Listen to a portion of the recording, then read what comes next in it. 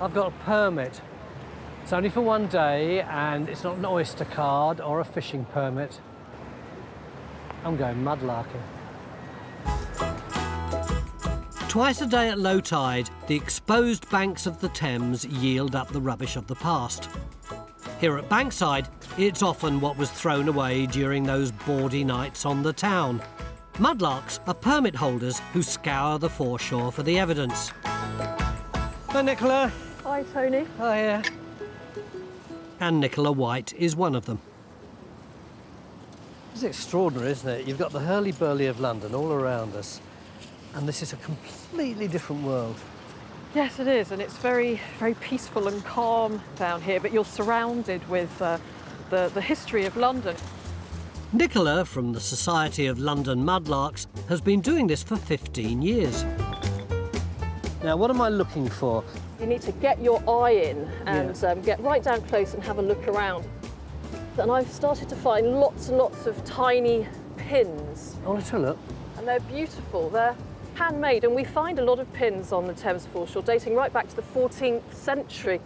Before there were buttons and safety pins, most people did actually pin their clothes onto themselves, didn't they? That's right, and I love to imagine, especially around here on Bankside where the brothels were close by, I love to imagine the prostitutes coming back from a night at the West End with the pins popping out of their bodices and ending up down here on the foreshore. Well, that's a bit of history I didn't know much about. Fresh items are revealed on the foreshore all the time as the river erodes the mud. And because the mud contains no oxygen, things buried in it are beautifully preserved. Whoa! I have actually found something. Oh. A genuine find. Look at this. Ta-da! Oh, wow, a pipe. Yes. Could you date that, do you reckon? Well, I'd say that that's going to be the 1700s. People used to smoke them once or twice and then dispose of them. I suppose really it's just like chucking a fag end into the river, isn't it? It is. They're like old-fashioned cigarette butts, definitely.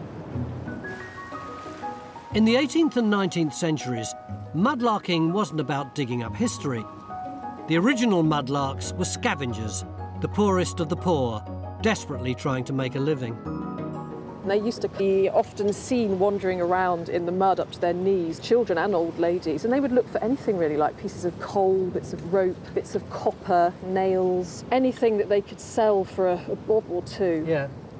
Hey, I got something. Oh, an oyster shell. actually on this part of the foreshore you will find a lot of oyster shells. Again, the favourite snack for people going to the theatre. They were so cheap, weren't they? They were the poor man's food for years and years, right up to Victorian times. In the last 30 years, the foreshore has yielded over 90,000 objects worthy of a place in the Museum of London. Nicola's brought along 2 of her finds she's been able to keep. This is my star find, which I love. It's a Queen Elizabeth I, half a crown. And of course, she used to come here a lot to watch the bear baiting, so I've heard. And then this is my little Roman ear scoop. Ear scoop? What does it do? Put it in your ear and scoop the Get wax, the wax out. That's very charming and yet slightly disgusting. The tide will soon cover the foreshore again, but luck's on our side for one final find. Oh, no. That's interesting because it's a piece of pipe stem, but it actually has a name on the side. And in about 1860, they started to put their name on one side of the pipe and where they made it on the other. The name on the side of this one's got me intrigued. Do you know, I think this is C.S. Parnell, MP. Right. That would be Charles Stewart Parnell, the Irish politician. He's really famous. Oh, that's top. That is so exciting.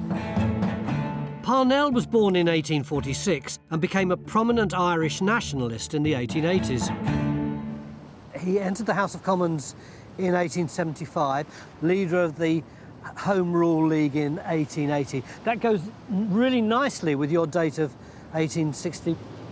I wonder whether that actually belonged to him or whether, like, you might put I Love Elvis on a T-shirt. Exactly. Very, very possibly. That is so good.